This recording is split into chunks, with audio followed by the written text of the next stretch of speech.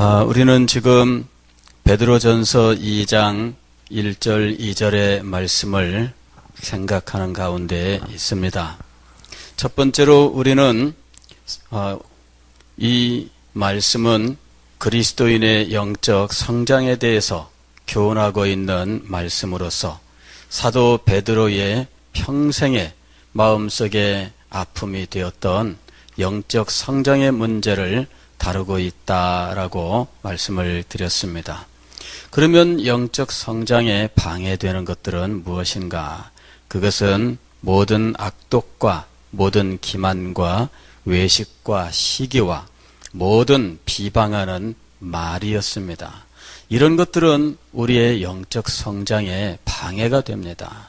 마치 불량식품을 먹어서 비록 입에는 맛있게 느껴질지 모르지만 그러나 그의 몸의 건강한 성장에는 방해가 되고 몸을 심지어는 약하게 하고 건강을 잃게 만드는 독약이 되는 것처럼 이런 악독과 기만과 외식과 시기와 비방하는 말들은 우리의 영혼의 성장을 가로막는 심각한 독약이라 하고 말씀을 드렸습니다. 그러면 우리는 무엇을 먹어야 할 것인가? 순전하고 신령한 젖을 사모해야 한다라고 말씀을 드렸습니다. 순전하고 신령한 젖을 어린 시절부터 먹으면서 성장을 한 사람과 그렇지 못한 사람은 영적 성장에 많은 차이를 보이기 마련입니다.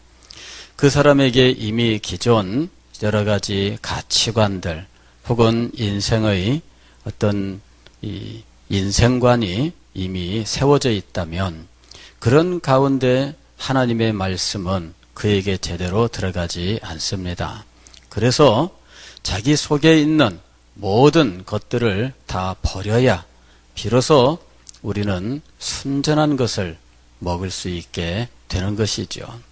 그리고 우리 속에 인간적인 기준이 있다면 인간적인 기준도 버려야 신령한 것을 먹을 수 있는 겁니다.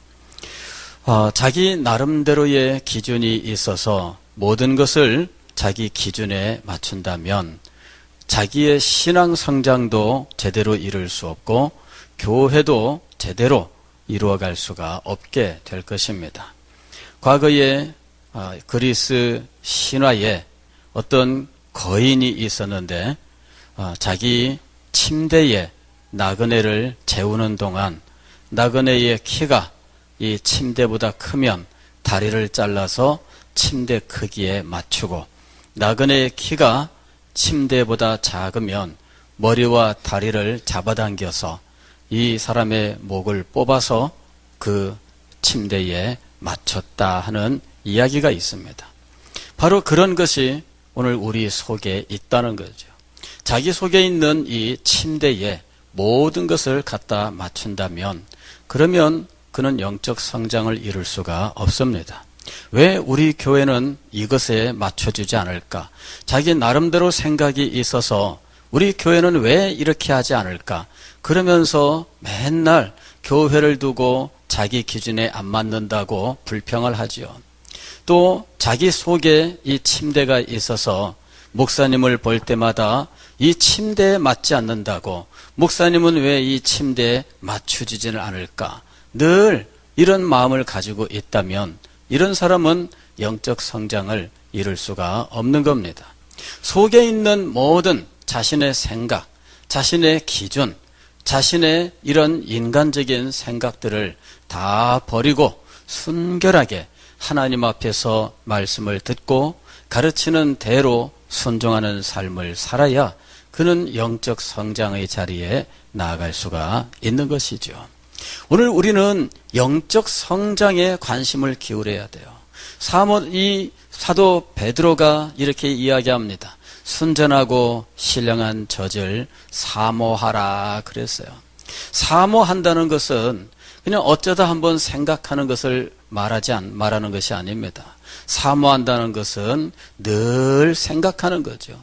사모한다고 하는 것은 그리워하는 거잖아요. 사모하는 것은 늘 갈망하는 것입니다. 순전하고 신령한 젖을 향한 사모하는 심정, 그 갈망이 있어야 한다 하는 것입니다. 그러면 구체적으로 그가 먹어야 하는 영적 양식, 섭취해야만 하는 그의 영혼과 그의 성장에 참된 도움이 되는 것들은 무엇인가 하는 것이죠. 빌리 그레함이 이 본문을 가지고 10가지로 말씀한 것이 있습니다. 첫째는 매일 성경을 읽어라 하는 것이죠. 매일 성경을 읽어라. 정해진 분량 따라 성경을 읽되 이것을 어떤 율법이나 혹은 규범으로 생각을 하고 억지로 해서는 안 됩니다. 어린 시절에 억지로 성경을 읽고 성장한 사람들 중에 나중에 아예 성경도 읽지 않는 일들이 많이 있지 않습니까?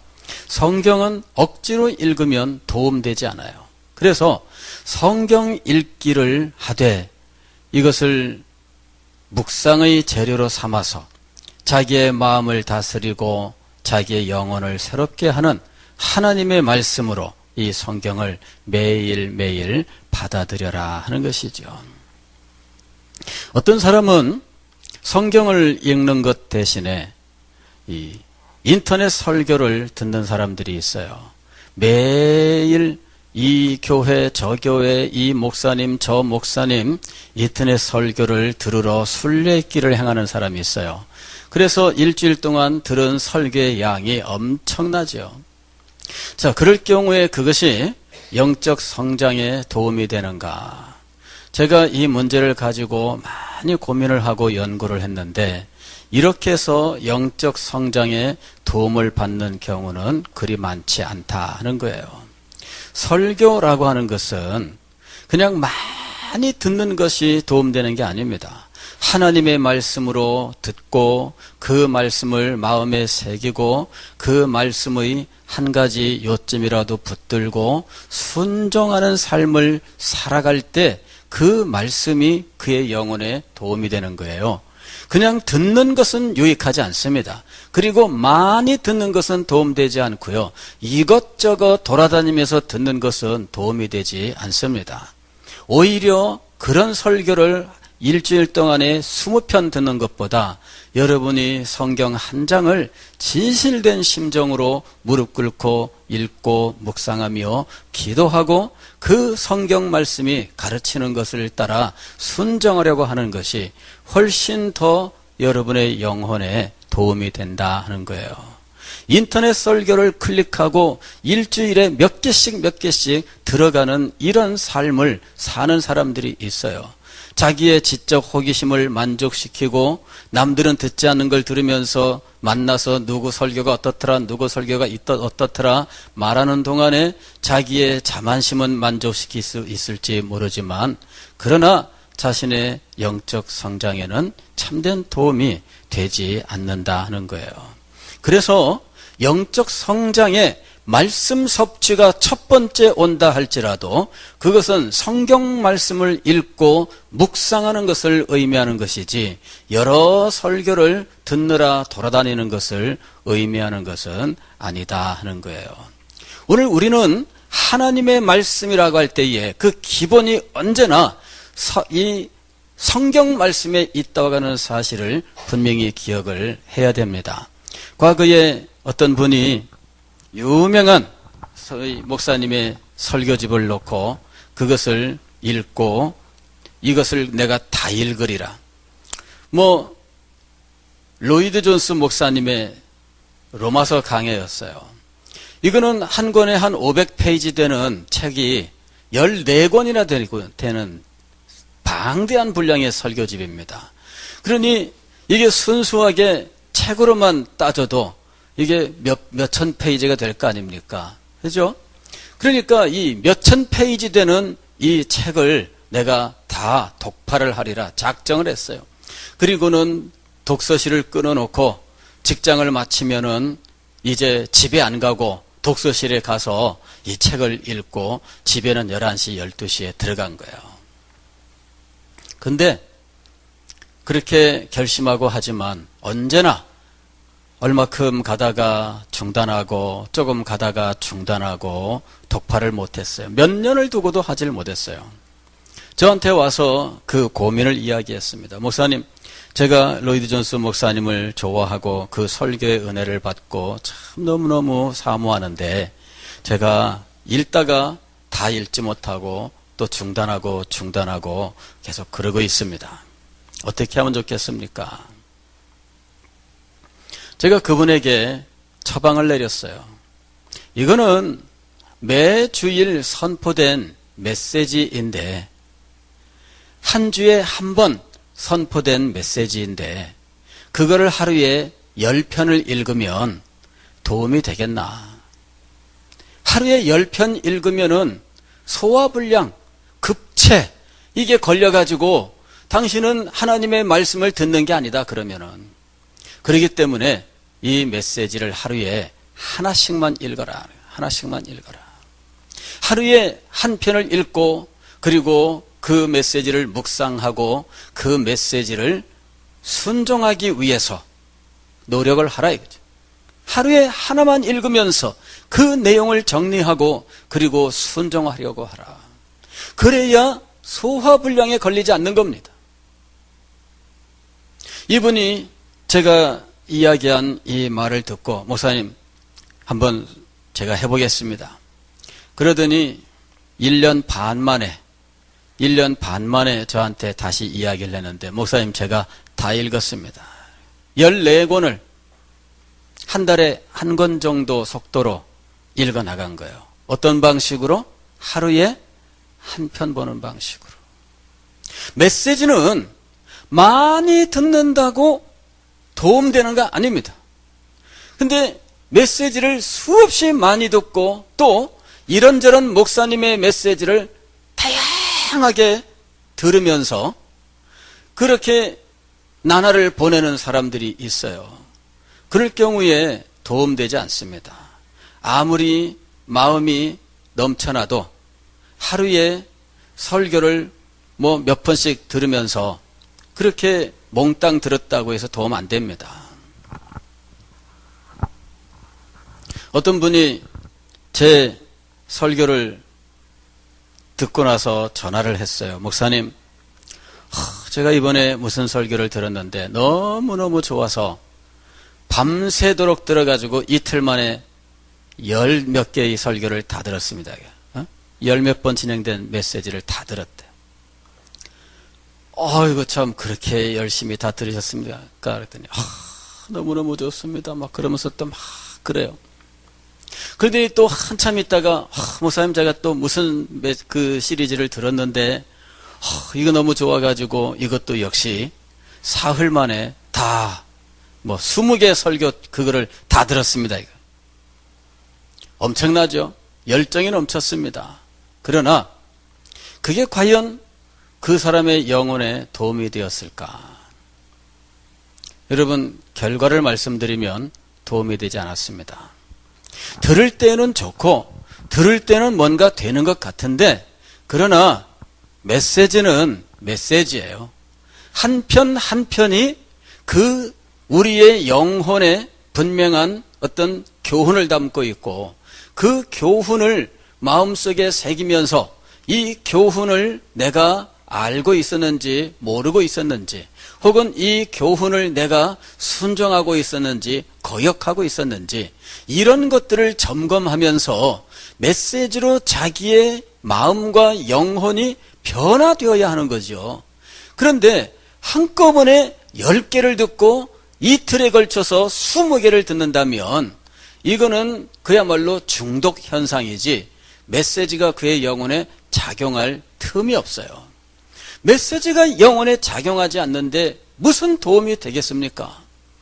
그래서 저는 여러분들이 설교를 아무리 흥미진진하다고 해도 하루에 몇 편씩이나 메시지를 듣는 것은 유용하지 않다라는 결론을 내리는 겁니다.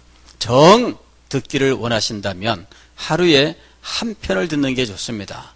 하루에 한 편을 듣고 그 메시지를 자기에게 주시는 하나님의 말씀으로 소화하려고 노력을 해야 돼요. 나에게 주시는 하나님의 말씀으로 내 마음속에 받아서 이것을 가지고 묵상하면서 자신을 점검해야 됩니다. 하나님의 말씀은 나를 점검하기 위해서 들려주는 겁니다.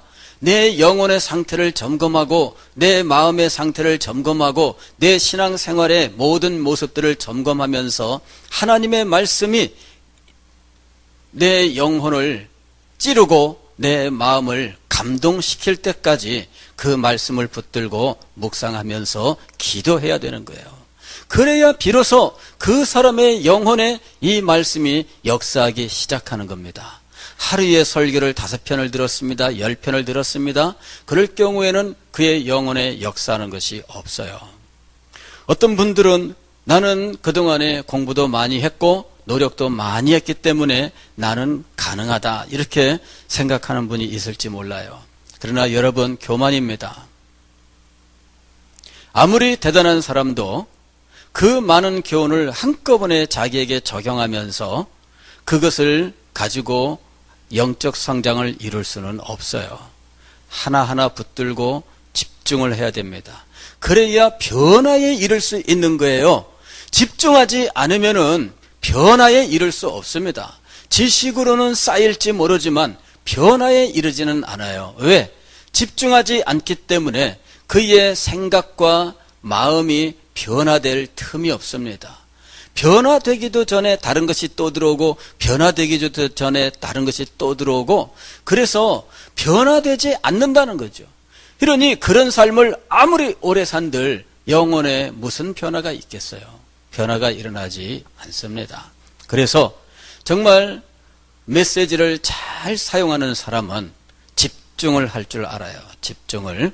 메시지를 하루에 한 편 듣고 묵상하고 자기에게 적용하면서 자기가 변화되어야 할 부분들, 자기에게서 제거해야 될 것들, 자기가 지금 깨달아야 할 것들, 이런 것들을 붙들고 하나님 앞에 진정으로 기도하면서 하나하나 실천해 나아가려고 한다면 여러분들이 6개월, 1년 꾸준히 실천하는 동안에 그것이 여러분의 영혼 속에 자리 잡고 여러분이 어느덧 변화된 것을 체험할 수 있을 것입니다. 하나님의 말씀으로 듣는 것, 바로 이것이 하나님의 말씀을 대하는 진정한 자세입니다. 그냥 하나님의 말씀 내가 이렇게 정해놓고 무조건 듣는 것은 하나님의 말씀을 대하는 자세가 아닙니다. 하나님의 말씀을 대하는 자세는 집중하는 거예요. 하나하나 집중을 해서 마음속에 받고 자기 속을 점검하고 자기를 변화시키도록 하나님 앞에서 이 말씀을 두고 기도해야 된다는 거죠. 이 집중의 삶이 있어야 비로소 말씀이 그 사람에게 역사하기 시작하는 거예요. 두 번째로 우리의 영적 유익을 위하여 사모할 뿐만 아니라 사모하는 정도가 넘어서서 실제로 먹어야 돼요. 사모하는 사람들은 많아요. 영적 성장을 하고 싶고 무엇이 좋다는 것도 알고 그래서 그렇게 하고 싶어하는 사람들은 많아요. 그런데 문제는 뭐냐면 그렇게 안 하는 거죠. 그렇게 안 하니까 문제예요. 하나님의 말씀을 읽어야 됩니다. 나도 성경 말씀을 읽고 싶다. 여기까지는 있어요. 문제는 뭐냐면은 실천하지 않는 거죠. 실제로 먹어야 돼요. 실제로 먹어야 내게 유익이 되는 거예요. 하나님의 말씀도 실제로 섭취해야 됩니다. 두 번째로 우리가 섭취해야 될 것은 뭐냐면은 쉬지 말고 기도하라 하는 거죠. 기도입니다. 기도.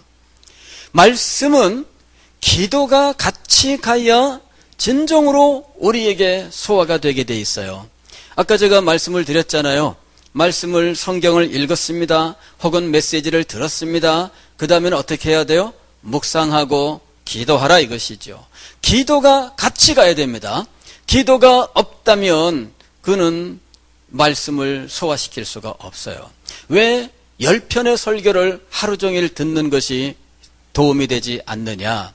한 편의 말씀을 듣고 그 말씀의 메시지를 마음에 깊이 새기고 그것을 붙들고 기도하면서 이 말씀을 붙들고 씨름하는 과정이 없기 때문이에요.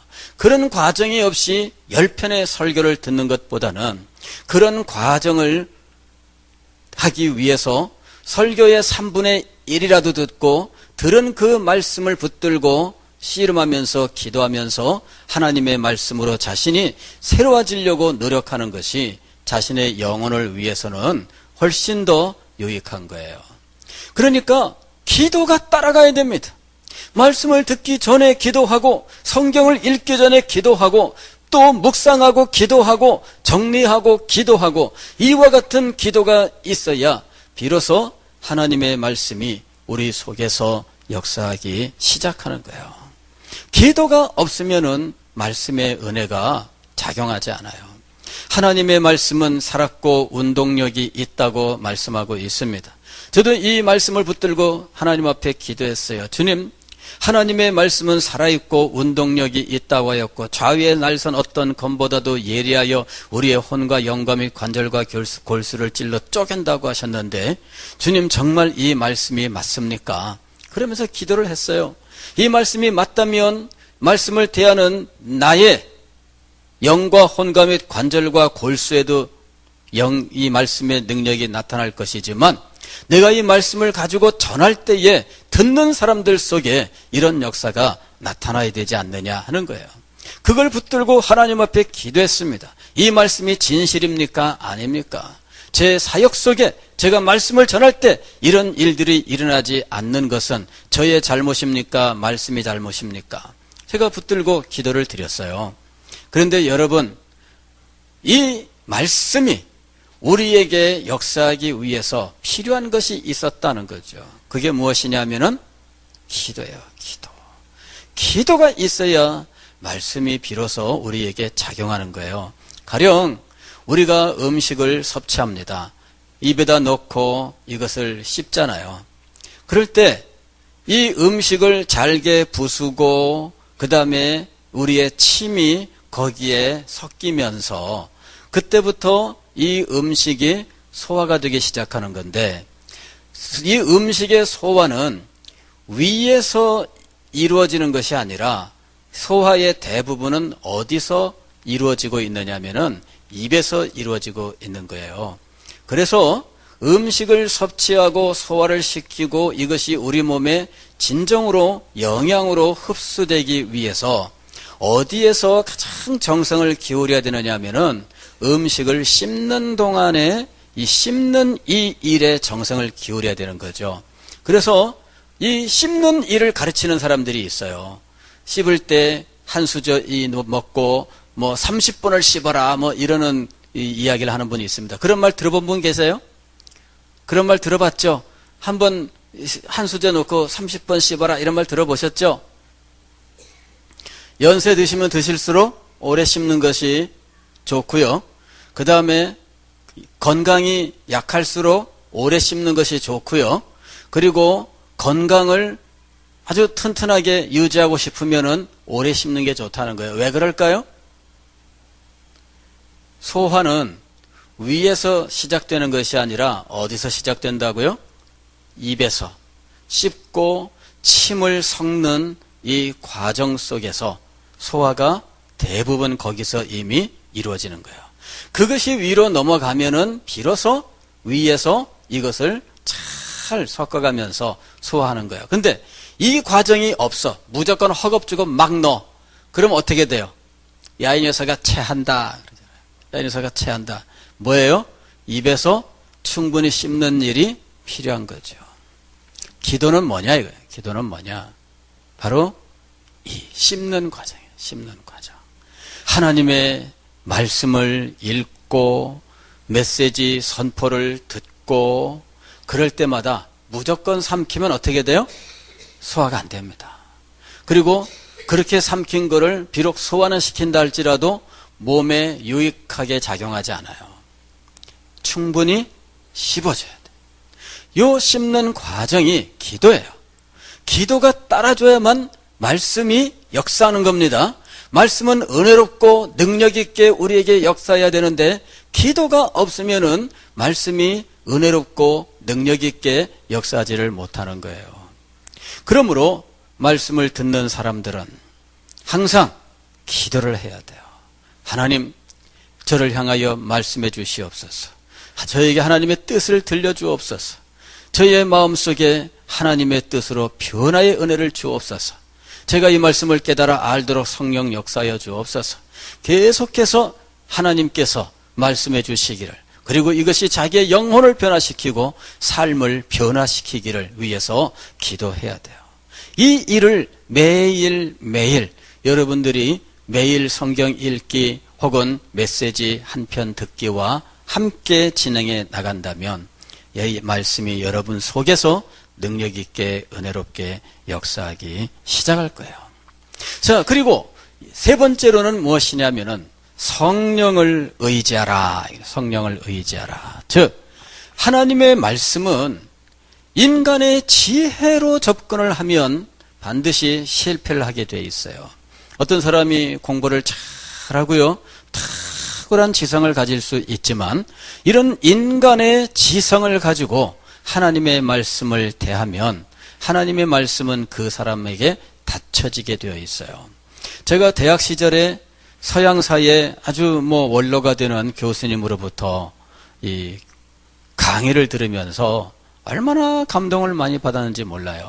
동서고금을 넘나들면서 그리스 사상과 이 히브리 사상을 다 섭렵하면서 구약 성경과 신학들과 모든 것들을 다 이야기하면서 강의를 하는데, 이야, 너무 놀랐어요. 이래 가지고는 제가 세상에 교수님들 사무실에 찾아간 적이 없는 사람인데 제가 그 교수님 사무실을 찾아갔잖아요. 연구실에 똑똑하고 찾아갔더니 누구냐? 예, 누굽니다. 소개하고, 목사님, 제가 이 강의를 들었는데 참 너무너무 대단하십니다. 어떻게 그렇게 성경을 잘 아시고 어떻게 그렇게 신학을 잘 알고 계십니까? 예수님을 믿으십니까? 그냥 물어봤어요. 그랬더니 안 믿는데. 근데 어떻게 그렇게 잘하십니까? 그랬더니 연구를 위하여 성경을 매일 읽고 있다는 거예요. 연구를 위해서 성경을 매일 읽고 있다는 거죠. 그리고 연구를 위해서 신학 서적들을 읽었다는 거예요. 히브리 사상을 알기 위해서 성경을 읽고 그 사상을 이해하기 위해서 신학 서적들을 읽었다는 거죠. 그래서 제가 얼마나 실망을 했는지, 교수님 중에 이렇게 탁월한 어떤 성경 지식과 어떤 통찰력을 가지고 그렇게 정말 그 배후에는 그 사람의 정말 아름다운 신앙이 있었다면 얼마나 좋았겠어요?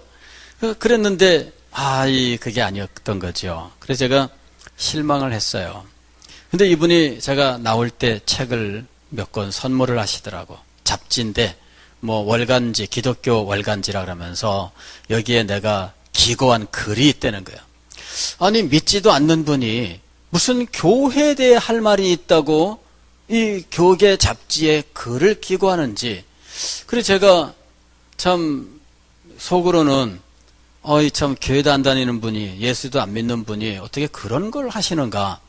그리고는 제가 잡지를 받아들고 나왔어요. 나와서 그 앞에 벤치에 앉아가지고 뭔 책인가 하고 봤더니 통일교 책이었던 거 있죠. 통일교에서는 그런 사람이라도 끌어다가 자기들을 이렇게 포장하고 싶으니까 하는 거죠. 믿지도 않는 사람에게 글을 부탁하고 그 사람의 글을 실어서 그 사람이 가지고 있는 소위 네임 밸류, 이 명예라고 하는 것으로 포장한 거예요. 그래서 제가 그 책을 그 자리에서 옆에 있는 쓰레기통에다가 버렸어요. 그리고 지금까지 제가 그때 깨달은 것을 기억하고 있는 거죠. 믿지도 않는 사람이 인간의 지혜로 성경을 연구하면 어느 정도 수준까지는 알 수 있으나 그러나 근본적으로는 깨달을 수 없는 한계를 가지고 있어요. 그게 어디예요? 신령한 하나님의 뜻입니다. 이 부분에 대해서는 알 수가 없는 거죠. 자, 여러분, 우리가 하나님의 말씀을 매일 읽고 묵상할 때 이 말씀을 우리에게 주셨던 원래의 저자 성령을 의지해야 됩니다. 말씀은 우리에게 누가 전달을 하십니까? 성령께서 전달하시는 거예요. 그래서 모든 성경은 하나님의 무엇으로 된 것으로? 감동으로 된 것으로. 그럴 때 이 감동은 누가 행하시는 것이냐? 하나님의 감동이니까 하나님이 하신 거죠. 그러나 거기서도 좀 더 구체적으로 말씀하시면 삼위일체 중에 누구의 감동입니까?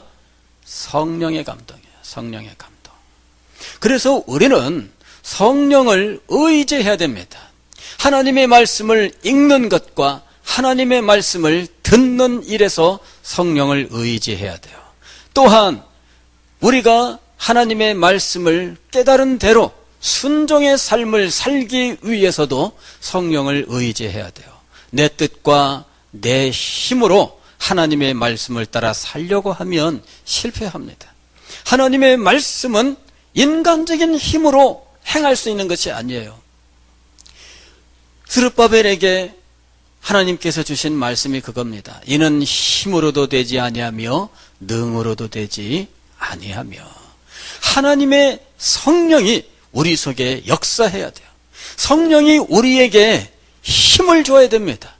성령께서 우리의 마음속에 임재하시고 이 속에 자리 잡고 계셔요.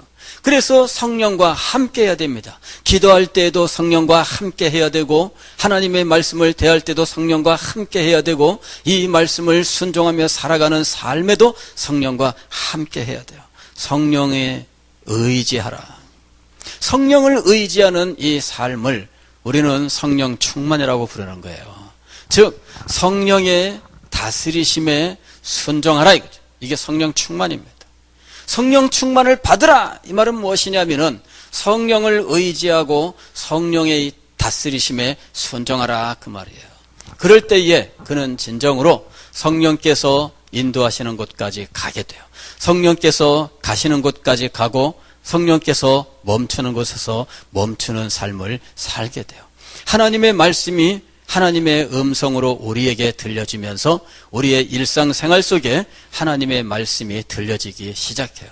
성령에게 순종하는 이 성령의 지배에 순종하는 성령 충만의 삶을 살아갈 때 비로소 하나님의 말씀은 우리에게 살아계신 하나님의 음성으로 들려지고 역사하기 시작하는 거예요. 그리고 그 말씀이 우리의 길을 밝히게 되는 겁니다. 주의 말씀은 내 길의 빛이요 내 발의 빛이요 내 길의 등입니다. 자, 그럴 때 이것은 그냥 이루어지는 것이 아니에요. 성령을 의지하고 성령의 다스리심에 순종할 때 하나님의 말씀이 실제 우리의 삶의 순간순간에 빛을 비추면서 한 걸음 한 걸음 인도하시는 역사가 일어나는 겁니다. 성령의 다스리심에 순종하지 않는다면 하나님의 말씀은 닫힙니다.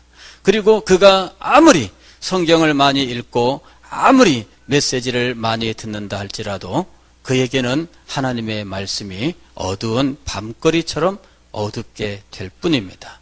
성령의 다스리심에 순종하세요.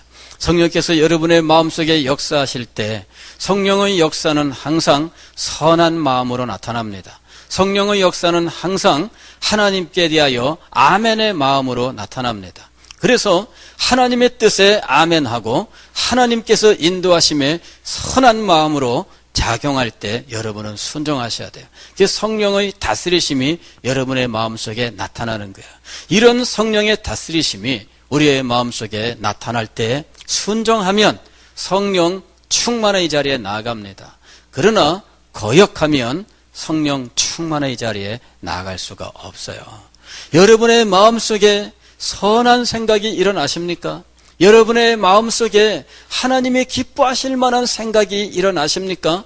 여러분의 마음속에 하나님의 뜻을 따라 순종하고 싶은 마음이 일어나십니까? 그럴 때 순종을 하세요. 그러면 여러분의 마음이 열리고 여러분의 마음을 묶어놓고 있던 쇠사슬이 끊어지게 되면서 여러분의 마음의 자유와 또한 기쁨과 평강이 찾아오게 되는 것입니다. 그때부터 순종에 나아가는 동안 여러분은 말씀의 빛을 발견하게 될 것이고 말씀이 등불로서 한 걸음 한 걸음 인도하시는 것을 알게 될 것입니다. 그런 삶이 여러분을 정말 영적 성장으로 인도해 나아가는 거예요. 자, 10가지인데 오늘은 4가지만 말씀을 드렸습니다. 첫 번째로는 무엇입니까? 매일 성경을 읽어라. 두 번째로는 쉬지 말고 기도하라. 세 번째로는 성령을 의지하라. 예, 3가지만 말씀을 드렸네. 오늘 여러분과 3가지만 생각했습니다. 여러분, 말씀드리는 이런 것들은요, 이미 우리가 웬만하면 다 아는 것들이에요. 그러나 오늘 여러분들에게 이걸 원리적으로 풀어준 겁니다.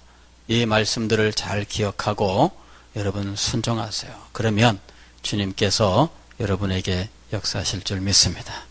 기도하겠습니다.